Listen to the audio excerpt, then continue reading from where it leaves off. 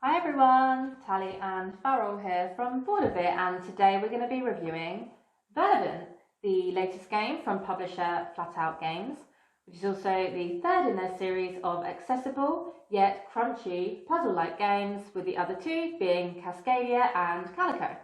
Verdant, for 1 to 5 players, sees you playing as a plant-obsessed interior designer, or at least that's what I think, where the goal is to organize plants in a house so that they all get the right light that they need, while at the same time matching those plants to the aesthetic of the room and the items in that room.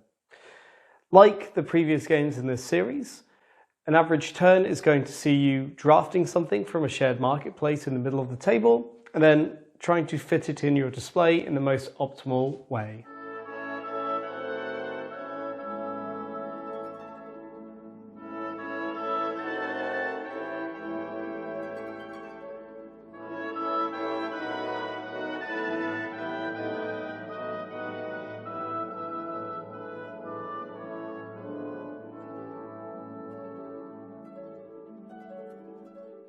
On your turn in Verdant, you'll take one of the 4 tokens in the middle and then take either a plant card or a room card from the same column.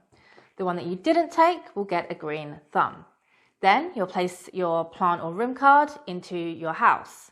Plant cards have to go next to room cards and vice versa. Once you've sorted that, you'll use the token that you took. If it's an item or a pet, it will go into one of the rooms in your house. And if it's a gardening tool, you'll use it to increase the verdancy of your plants. Verdancy will be one of the main ways you're going to score in the game. Every time you place a plant into your display, it will gain a verdancy token for each adjacent room with a matching light symbol. When you've gained enough verdancy equal to its verdancy value, it will be considered complete, which means you can score it in final scoring for its VP value, which may be different than the verdancy value. On top of that, you'll gain a pot for that plant, and these, if you're quick enough, will have extra VP on them. Other ways to score include having plants of the same colour next to matching rooms, and these points will be doubled if you also have an item or a pet in that room of the same colour. You'll also score for having many different items and pets in your house, the more the better. And if you play the advanced version, you're also going to have endgame scoring objectives to contend with. Everything is scored up at the end of the game, which happens when all players have completed a 5x3 set of rooms and plants. Looping back to the green thumbs, these are going to allow you to manipulate the game. You'll always be spending 2 of them, but they will allow you to do a variety of different things. You could wipe all of the tokens in the middle and draw new ones if you don't like them. Same with the cards, or at least the cards that don't have green thumbs on them. And finally, you can spend them to just add verdancy to your plants in the hope that you'll complete their verdancy value. Jumping now to the gameplay, Verdant is a lovely little puzzle. It's really thrilling to snag a card and token combo, which slots perfectly into your house, as it's going to allow you to rack up all sorts of point combos. The fact that you have both the item tokens, which will get you endgame scoring, but also act as a multiplier for your room and plant combos, and you have the gardening tool tokens, which are needed to increase the verdancy of your plants, makes for a really tough but very interesting decision when you're weighing up which token you should take. It also means that there's a lot of different routes to victory, because you can't do everything in one game. And as an example, if you go for verdancy and the gardening tools in the middle, this means that you're likely not picking up items to put in your house, which means that you won't do very well on that endgame scoring of having a lot of different items. This push-pull is the core of Verdant, and it comes from the fact that anything you are scoring for probably means you're missing out on some other area in the scoring. It just makes for some really gut-wrenching decisions. Another mechanism in Verdant that we particularly like is how the green thumbs accumulate on the cards that aren't taken, which means cards that aren't initially interesting to players could become quite tantalizing. And thus, you have a tough choice. Do you go for the card that is probably subpar, but to get all of those lovely green thumbs? Or do you go for something that fits a bit better, but with the knowledge that you have less flexibility in the future?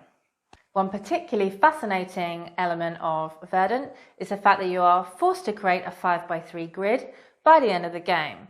So you'll get a lot of interesting choices about how to optimally work outwards, and at which point you define what is your fifth column and your third row, because at that point you're then locked in and your game becomes more inflexible.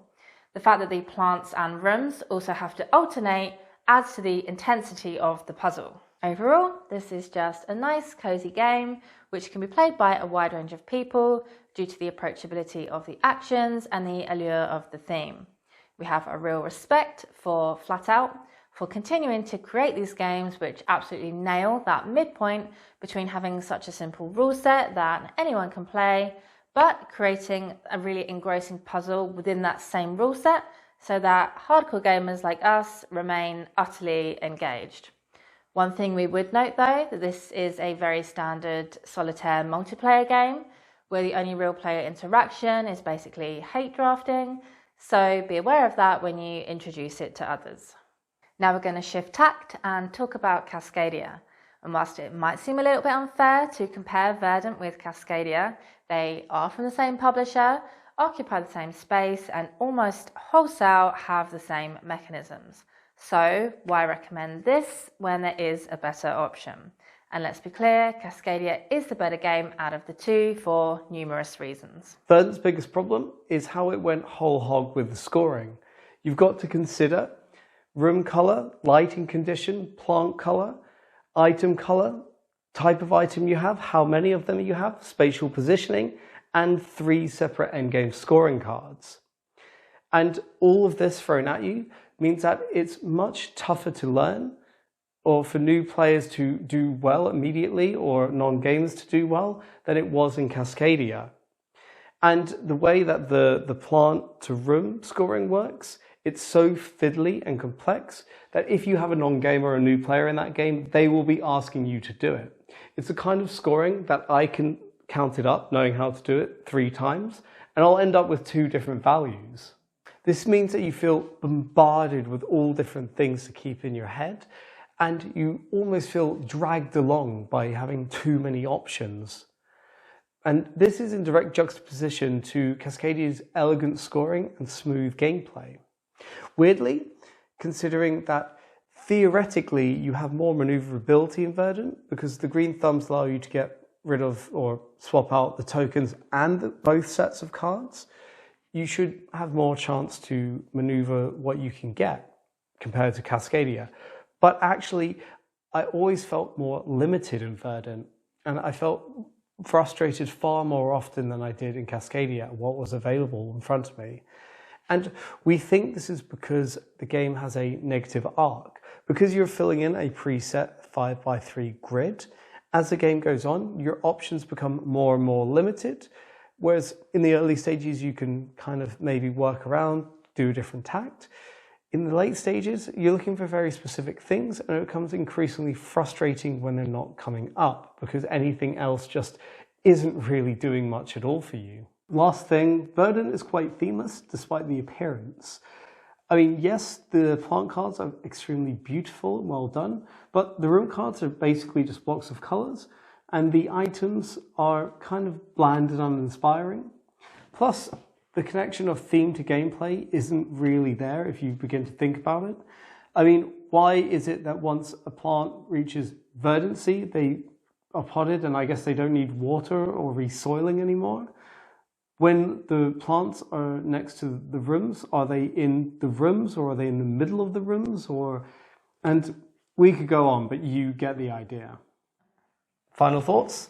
We were just a bit harsh on Verdant, but it is a lovely game that we do recommend.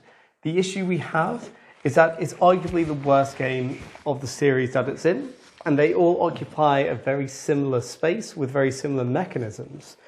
On top of that, the theme and the gameplay, there's a bit of a disconnect. So even if you gravitated towards this just because of the theme, you might still end up disappointed.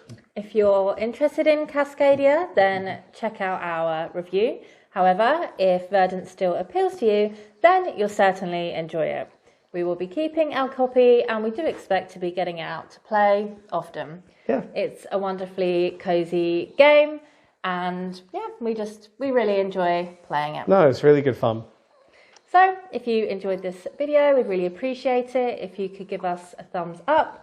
Subscribe to our channel if you're not already. Please feel free to ask us any questions about Verdant down in the comments, or Cascadia, or let us know your thoughts on Verdant. Also, watch our Cascadia review if you haven't already. Yes. And us and these two doggos will see you next time. Thanks. Bye.